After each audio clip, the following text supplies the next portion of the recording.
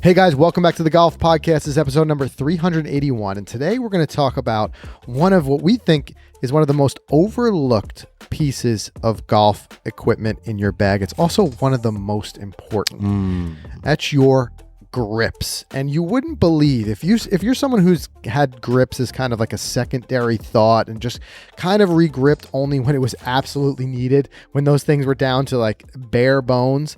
What you might not realize is how much technology you're missing out on. There is an entire industry and some very, very intelligent people devoted to research and development of making those grips work for you better. And ultimately, if you haven't taken a good hard look at some of these advancements that have come into grip technology, you might be leaving something on the table. Yeah, no, 100%. I mean, there was even a tip that Bruce and Greg gave us on this call. You'll hear it in a second of how you can stretch the life of your grips. Yes. That most of us don't even think about doing. Exactly. Which is, they're an investment. They're an investment that you make. They're an investment that you make monetarily, but also in your game. But one thing, and as Mike referenced in a second, we're going to cut to an interview we did the other day with Bruce and Greg from Golf Pride. And so much we learned on that call. It's amazing. But we've talked about here on the podcast, we talked about this kind of extensively about how important your setup to the ball is. And we say that's kind of half the battle. If you're set up wrong, it's almost impossible to make a good swing. But if you're set up right, you're already kind of halfway there. At that point, a lot of the swing kind of performs itself. And there's so much more we can control in our setup because that is something that takes more time. The golf swing happens in a fraction of a second. But if you can set yourself up properly, you're giving yourself a chance to make a great swing. And there are certain things that they've even built into some of these grips that can really help you make sure that you're aligned in a way that you make a consistent strike. And in fact, what they talk about, and stay tuned, you'll hear this in the interview, it's so interesting. They said, even if you don't have the best setup or the best grip, it's the consistency. Consistently setting up in the same position will produce more consistent results with regards to your ball striking. Yeah, definitely. So that's where you're going to see, and we're going to talk about how that grip technology is there to make that happen. And plus, as golfers too, we play in all different conditions, all different regions. So there are different ways that you can cater that. You and I, Mike, we did our recent Vokey wedge fitting. And as part of that, a big part of the fitting was making sure that our bounce and our grind and everything that matched the conditions we play regularly. Right. Well, you don't think about that with grips, but that's the reality. You could be a guy who's playing most of your golf in Arizona in that dry heat climate, or somebody who plays in a much more wet, humid climate. You need to be able to have a grip that can react to those conditions. It's always an afterthought, I think. You get that full fitting, and then it's just like, hey, what color grip should I put on this thing? Because you think color. Right. That's all. And that's what I think we're going to try to change here is saying don't leave something on the table by making your grips an afterthought. And again, we're going to bring the experts in from Golf Pride in a second to talk about that. Before we do, want to do a quick thanks to our sponsors. Of course, want to thank Titleist, the number one ball in golf. And guys, the new Pro V1 and Pro V1X, they've been redesigned from core to cover. You and I have both been gaming them this season, and I couldn't be happier with the results. The Pro V1 is a ball that has always performed so well for me, but this year, they've getting longer distance out of it, but also a softer feel, and that's something that I was really after. I just love the green side control that I get out of the Pro V1 and just the feel of it. Like I said, I think so much of this game is feel. We talk about it week in and week out. You've got to have something that you feel really comfortable with, and I just really love the softer feel. Plus, the new dimple pattern. It's the first time that they've changed their dimple pattern in a decade. Yeah, 10 years, right? Yeah, and trust me, they don't make changes unless there's a change is that significant, unless there's a reason to do so. And like I say, the aerodynamics are just getting more distance. I love the trajectory. You use the Pro V1X, which gives you a little bit of a higher trajectory. That's why we say go through a ball fitting, because you can really kind of dial in which one is going to be right for you. But no matter which one you do, the Pro V1 or the Pro V1X, they're both going to have that superior performance. It really helps you always bring your best. So check out Titleist.com for more information on the new Pro V1 and Pro V1X, and get out there, try them. Dude, by the way, I just want to cheers to you because we're both locked in our games right now. We're playing well right now. Knock on wood. We're playing well. We were hitting records. We're going super low. We had eagles the other day. We got birdies out there. So, I mean, our equipment's definitely been dialed in. You shot what the other day? You had a putt for 79. I had a putt for 79. I ended up 83 putting. It was an 81, my score. 81. I shot 84 that day. It's rare that we both play well together on the same Rarely day. we both play well. I know. It's pretty It's nice pretty when good. it happens. That's for sure. Absolutely. So want to thank Footjoy, the #1 shoe in golf. These guys offer more types of shoes for more players than anyone else. Now you can get matched with the #1 golf shoe for your game on Footjoy.com with their Footjoy Shoe Finder. Super easy to use. You answer a few questions, short questions, and they'll find the right shoe that fits your playing style and your preference. You talked about playing in different parts of the country, different terrains. Yep. You know, whether it's cleated or spikeless, if you're a narrow, a wide, an extra wide, whatever it is, Footjoy offers the most styles for the most players and can match you with the golf shoe that's right for you. So find the #1 shoe with the Footjoy Shoe Finder. Visit footjoy.com/shoe finder. Yeah, and give the Premier Series a look. It's dope. Those shoes So are sweet, great. right? Yeah, go ahead. I won't interrupt you. I know, they're so good. But I just don't want people to miss out on it. It's Yeah, so for great. sure, Yeah. for sure. And lastly, just want to thank ShotScope, the GPS stat tracking watch and rangefinders that you've seen us use in all of our videos. You know, we're loving the new features that are constantly rolling out. And if you're new to the show and you're first hearing about ShotScope, give these guys a look. Go to shotscope.com/Golficity and just take a look at their products. They have 2 lines of watches, a V3, which tracks all of your stats out on the golf course with an ultra clean dashboard, user-friendly graphics, the technology. It's going to blow your mind. And there's the G3 option, which is a little less expensive, doesn't track your stats, but it gives you that laser-like GPS, front, back, middle, hazards, all that great stuff. So one is, stat tracking, non-stat tracking, and hey, if you want a rangefinder, they got you covered there for about $200. They've got an awesome rangefinder with all those bells and whistles of the range of the pin lock vibration and the slope adjustment and everything like that. So check it out once again, shotscope.com/Golficity. And one thing you don't see elsewhere with ShotScope is no subscription fees. You buy the watch, you get access to all the data, all the new features that they're constantly rolling out. Like you said, the new dashboard is so slick. No one likes a subscription fee. No, and it's all right there. There's nothing after that. There's no surprises. You get everything with ShotScope. So that's another reason we love them. We love working with them. All right, so we're gonna hop into our conversation now. Like I said, we recorded this the other day, and if you're like us, I'm gonna tell you what. If you don't learn something you didn't know before about golf grips after listening to this interview with the boys from Golf Pride, then hats off to you, because I was surprised. And we deal with golf equipment constantly. Yep. And it's just eye-opening to me, some of the stuff that they do as far as how they develop their grips, what goes into it, how they use player feedback, all those types of things. Just amazing. Even the components and the stuff like that, they really getting into the nitty-gritty of the engineering and the science of it is so incredible. So we're going to hop over that interview now, take a listen. And like I said, if you didn't learn something, I'd be surprised, because it is a really interesting topic. Let's go to that interview now. All right, guys, we'd like to welcome to the podcast Bruce Miller, who's the Retail Product Manager VP for Golf Pride, and Greg Cavill, who's the Global Product Engineering Manager. 2 long titles, but great to have you guys both here. Welcome, Bruce and Greg, to the show. Thank you. Thanks for having us. We're excited. Absolutely. It's great to have you both. And I want to talk about something specifically when it comes to grips.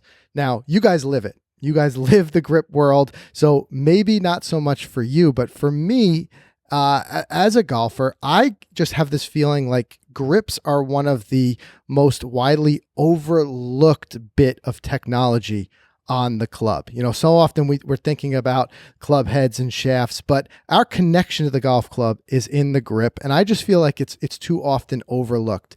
Is that something that you guys find, in your kind of journey of talking to the end users and the people who are using the grips? Yeah, I'll start this off and Greg can jump in there, but 100% absolutely. And you hit the nail on the head when you were talking about the grip being the only connection point that the player has to the club. And, that being said, it's pretty important. It can affect obviously a lot of, the performance of how a golfer plays. But certainly it is overlooked. And, certainly, not enough players out there re-grip consistently to really take advantage of all the new performance we have. But, you guys probably know that Golf Pride is based in Pinehurst, North Carolina, which, obviously is a major hub of golf activity here in the U.S. And, Greg and I are over at the resort a lot, not playing, more kind of working on stuff. But that being said, we get to see golfers from all walks of life and ability levels. And, I would say that the one thing that is constant with all of these players walking up and down the range, talking to them about grips, is noticing that, the majority of these players have grips that are extremely worn out, well past their prime. And it's not helping them play better golf. And the other constant is, once we start talking to these players and showing them new technology or just our basic lineup as is, a light bulb goes off when they feel a new grip, and they understand how important that connection point is to them playing better golf. And I'll tell you what, I am admittedly jealous of your location to have Pinehurst as your backyard. And we actually, Mike and I were just down there. We got to drive by your new facility, and it is just a beautiful facility that Golf Pride has down there. Yeah, no, thank you so much. I mean, it's been kind of a long time coming. It's a perfect fit for, the team here and our brand, to have the facility, the headquarters for Golf Pride globally be located here in, Pinehurst, North Carolina, and having that connection to all that history and heritage that goes along with being in Pinehurst, and really how our brand Golf Pride, it fits very well, with all that heritage and history, because, obviously, we're one of the older brands in golf. We've been around a long time, since 1948, and that being said, we've seen a lot of things happen through the years with regard to equipment. But it's cool looking back at all that history, and certainly with all the players that cycle through Pinehurst, there's this genuine interest in Golf Pride's brand, because most of these players at some time in their career, either now or when they were growing up, have had an interaction with Golf Pride, growing up. They played the product, and maybe they didn't know it. But certainly when they swing, into the gates of number 8 and they see the big logo on the very nice facility we have here, they connect the dots and they understand, that's Golf Pride. They make the grips, and I've been playing that for a long time. So it's super exciting. And with all the activity that's happening in Pinehurst, to have our brand, plant the flag here and be a part of that, it's we're really, really looking forward to it. Well, guys, all right. Go ahead.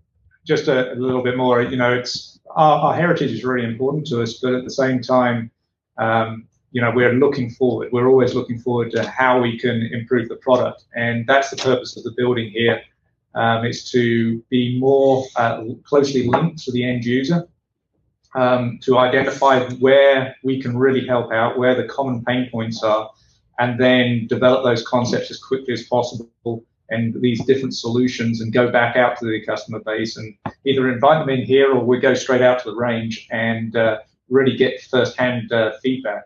And we're doing that for the general golfer, and we're also doing that for the pros who come into town, and we also make trips out to various events. So this building is really sort of like giving us an injection of an additional capability, and it really ties us in, and it's how we're going to be mapping future products out, all based on the consumer, and then bringing in new technologies to answer those issues that players are experiencing.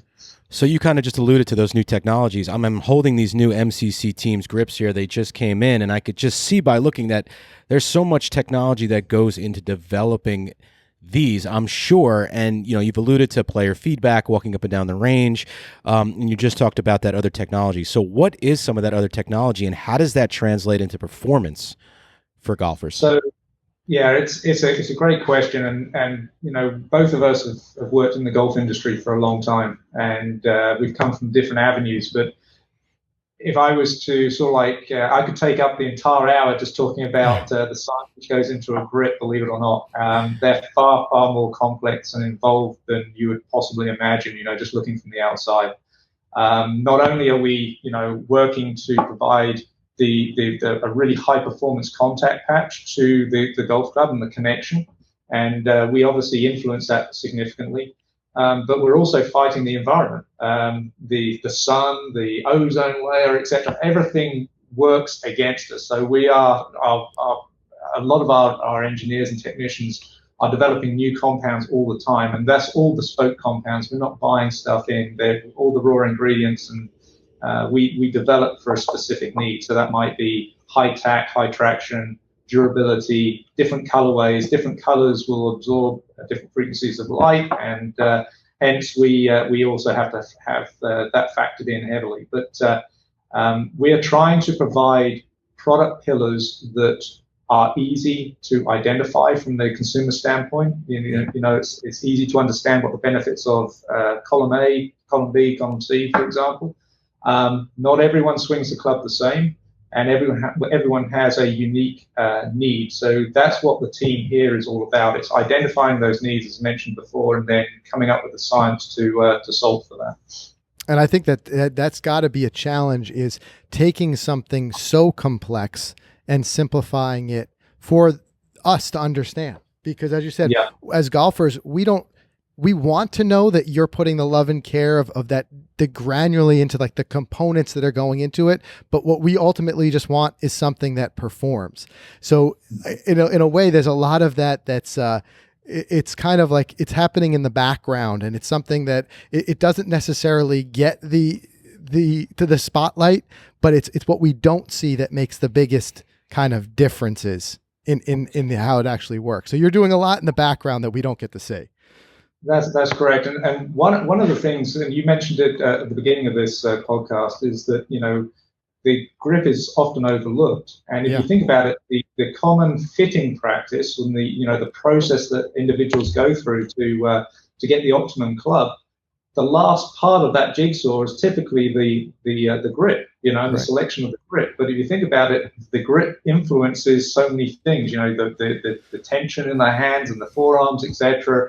Just the way that you potentially deliver the ball, the club to the ball. So we are on a path at the moment to try to change that. Make the grip, allow people to understand the importance of the grip, and then hopefully it gets factored into the fitting process much earlier on. Obviously, shafts and the heads are very, very key as well as the ball. But the grip is the only part that you're actually touching, and the different sizes. There's different weights, for example, and all of that then has a knock-on effect to the overall club system. So, we're working hard to position the golf grip in the eyes of the consumer as a performance, a part of the performance equipment, and it's not just a handle. Obviously, traction's key, but it's all the other areas that it influences, and that's what we're trying to get across to the end user, whether that's the high elite pro or whether that is someone who's just beginning the game.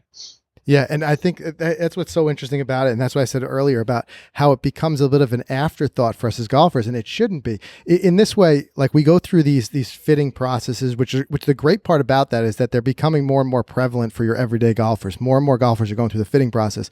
But the way I think about it is, it's like going and building a Ferrari and then slapping a city bus steering wheel on it. That's your connection. It would make no sense, and you'd be doing yourself a disservice of not being able to really feel the performance of that vehicle by having that big steering wheel. So again, I think that I couldn't agree with you more that it should be baked in, into that fitting process a little bit earlier. But another thing that I like about the advancements that we're seeing in grip technology, like we're seeing in so many other areas of equipment, is the diversity. I think we're starting to see and learn that truly that not only is every swing different, but every player, every body is different. People's hands are different sizes. People deliver the club differently. They've got different strength characteristics. How do you design around that just to make sure that you've got enough options for the diverse group that is golfers? Yeah, I'll jump in here, and then Greg can say his piece here. But it's everything, and we're going so far down into the weeds on everything that goes into a player's fitting when it comes to grips. And the first thing that most people go to obviously is the size of the grip, right? And as the category leader, we're going to have all of those sizes available, from undersized to junior, standard, mid-size, all of that. I mean, you would expect the category leader to have that. So, I mean, that plays a role in it for sure.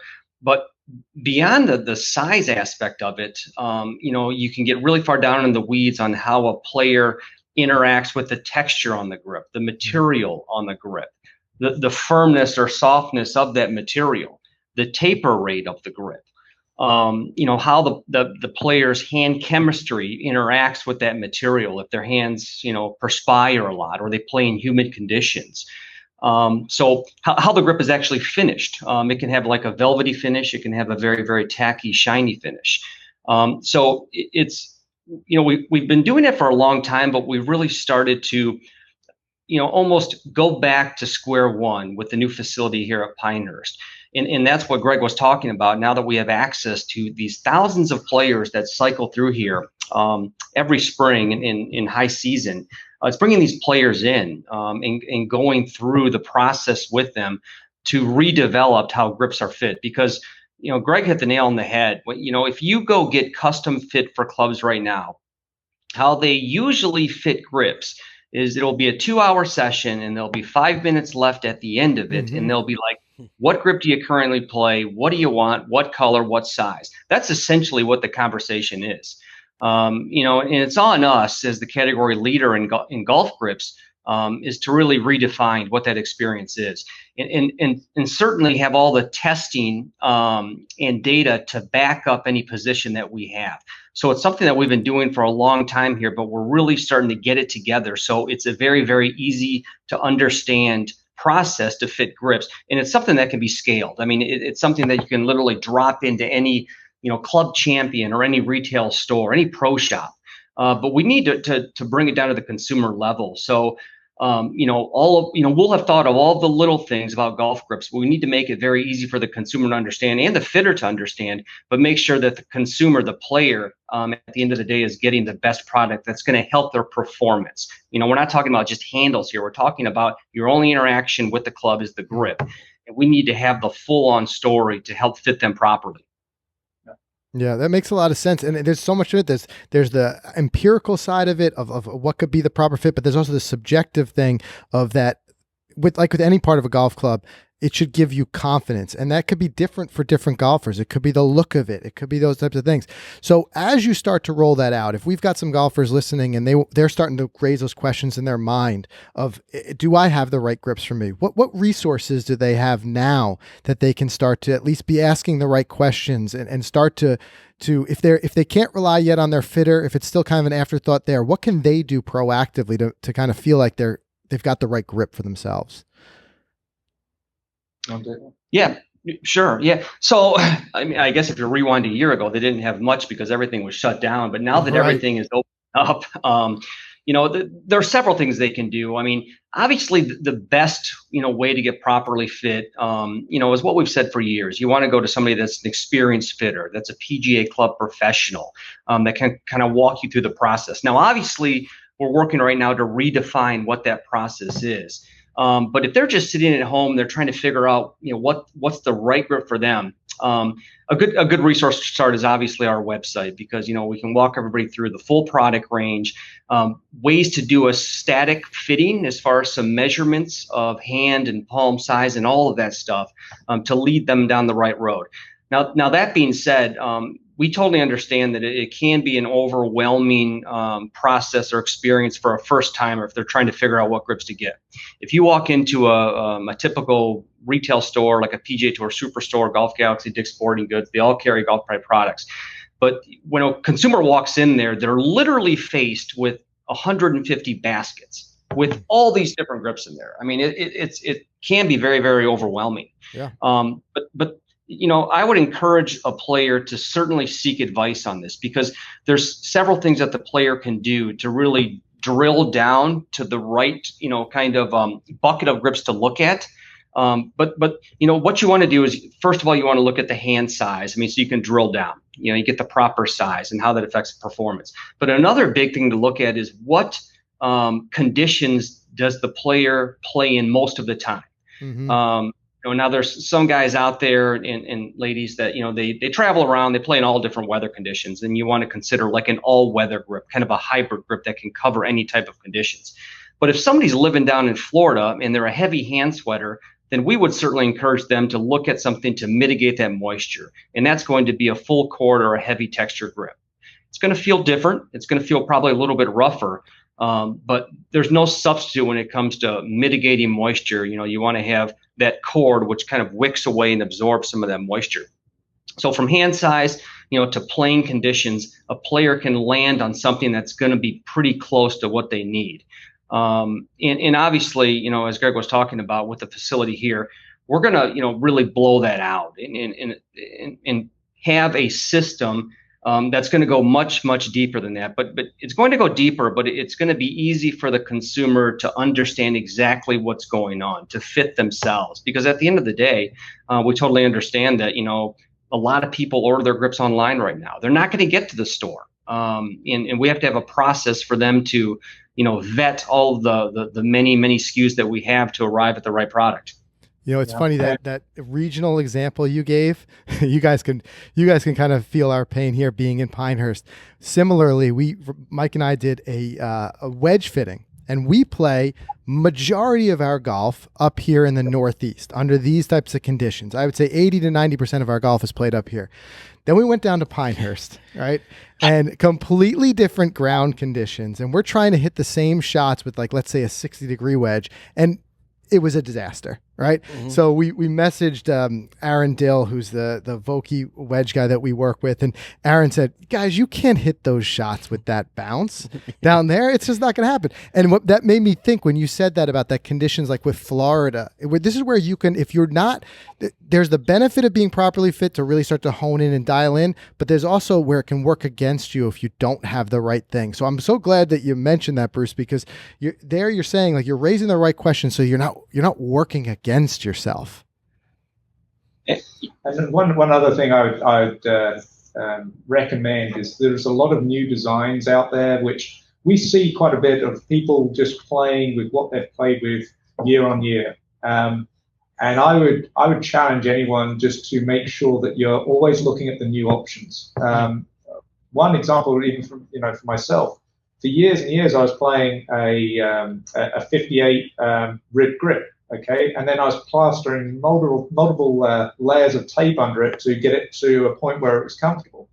And it's only in the last 18 months I actually started to try out mid-size grips. And for years and years I've just been wasting this time. I mean, I've been playing mid-size all along.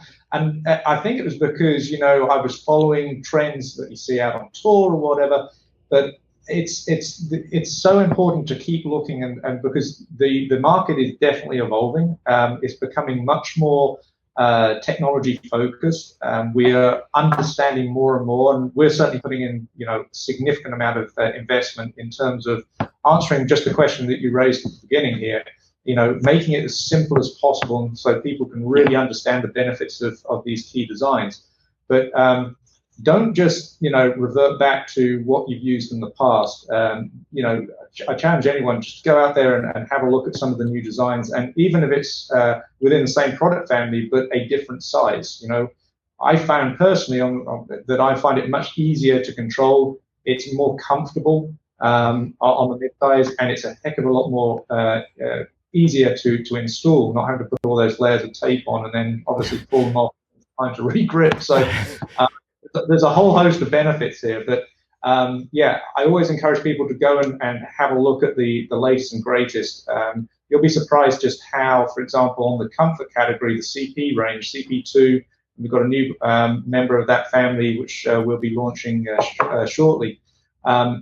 I never felt that I would be a person who, going from cord typically would benefit from a softer grip, but in actual fact, again, that is something that to my surprise, it really has helped. And having that softer grip, it's more comfortable. I still get a lot of traction.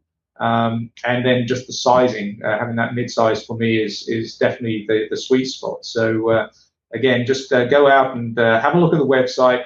As Bruce mentioned, get as much information that you can from a qualified representative, PGA representative, and you will end up in a better position long term.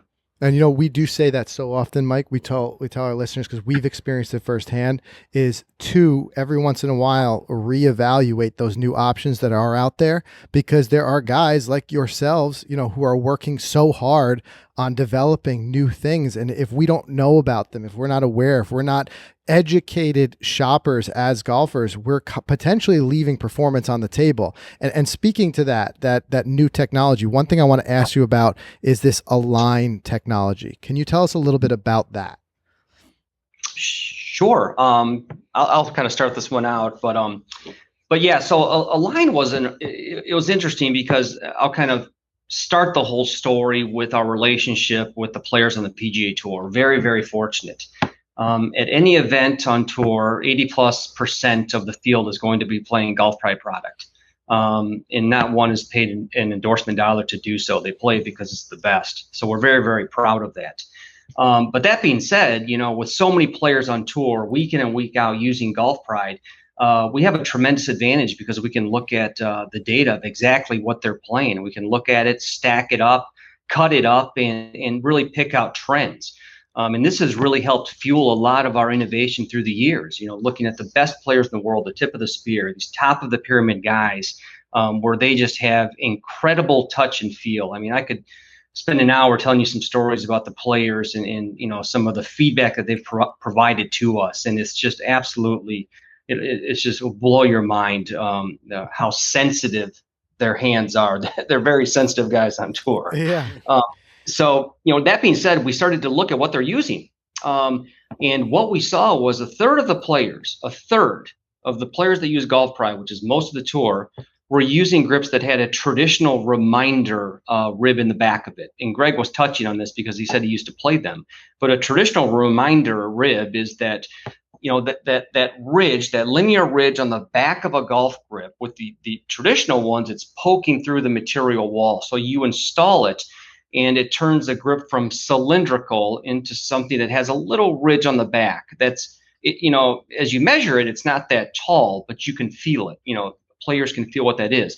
And why the players on tour liked it was it reinforced exactly where their hands were supposed to go every time, which is very, very important to the tour players, because you guys have been out there. Greg and I have been out there a lot. These guys, they won't pull the trigger unless they go through their whole routine and everything is just spot on perfect, and then it's kind of point and click and go.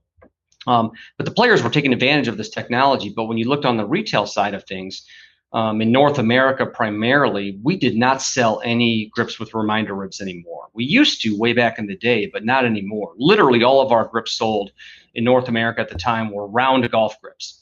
And that being said, we said, hey, there's a big delta going on between what the best players in the world are using and what, just your everyday consumer is using. And why are the pros taking advantage of this technology and not consumers? So we started to look at the technology and really take the feedback from the players. They used it, they liked it, but they wanted it to feel bigger. They couldn't feel it as much as they would like. And of course, there's, conformancy rules with equipment, so we can only bring it so high. But we looked at how it was being made. And like I said earlier, it was punching through a material wall when it's installed. But was there a way for us to reinvent the technology, to really bring it from the inside to the outside of the grip, to make it a visual technology, not just visual, but tactile? So that was the driver behind Align technology, was to help the player get their hands in there consistently every single time. And where the technology really helps players is, regardless of how they hold the club, it can be a Varden grip, a 10-finger grip, it can be an interlocking grip.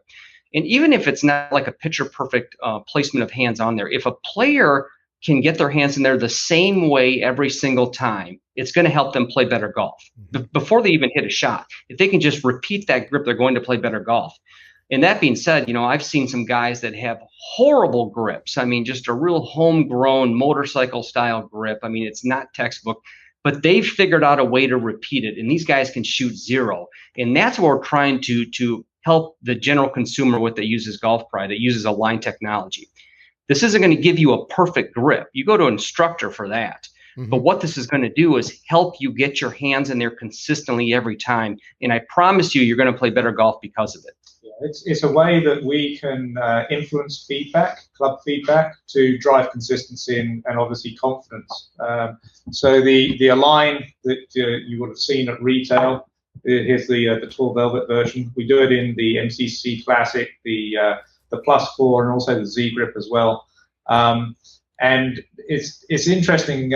Bruce touched on it, that in North America, typically it's always been round grips, and there's a lot of people out there who've never heard of a reminder. Now, in Europe, where I grew up, back in the UK, it was actually very, very common to have reminder grips, and that's one of the reasons is when they were coaching you at the in the early stages, that was typically a way of ensuring that you had some feedback and you gained the necessary muscle memory.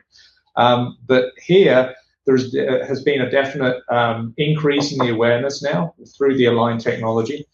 We keep working to advance that and make it better. And again, there's a lot of development activity going on right now to enhance it. So it's definitely, again, one of those technologies. If you haven't tried it, try it out. And you can also, some of the players, the better players, are actually using this in terms of not just straight down the back of the shaft, but actually clocking it 1 or 2 degrees. Now that's taking it to the elite level. Mm-hmm. But again, Bruce mentioned, not everyone is gripping in exactly the same manner.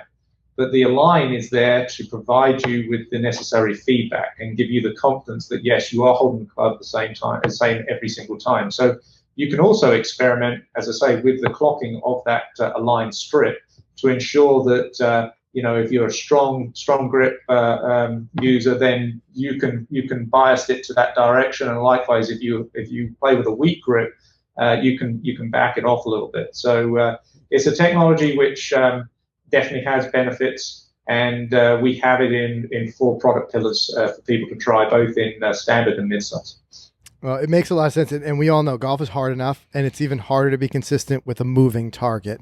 So as you said, even if your grip isn't perfect, if you're doing something the same every time, you can at least make the other adjustments that you need to do in order to deliver that club to the ball. And when you're approaching it differently, I mean, we've learned in so many of the lessons we've taken ourselves that setup and alignment are much more important to the swing than we had ever believed when we first started playing golf. We all thought about the actual motion and the swing, swing mechanics, but being set up in a good position, you've already done so much of the work. So having that little bit of a tool. And I think another thing that just speaks to what you guys are doing is, as you said, so many tour players adapting the technology, using the technology, because there's one thing we know, Mike, from having the tour players on the show and things like that.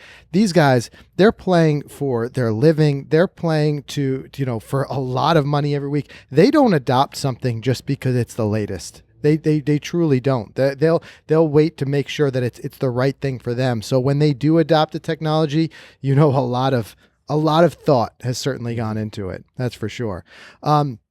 So I think we touched on a lot of stuff. We talked a little bit about, what signals that we have for when it's time for them to make a change. I think one of those being, is there new technology out there that you could possibly take advantage of?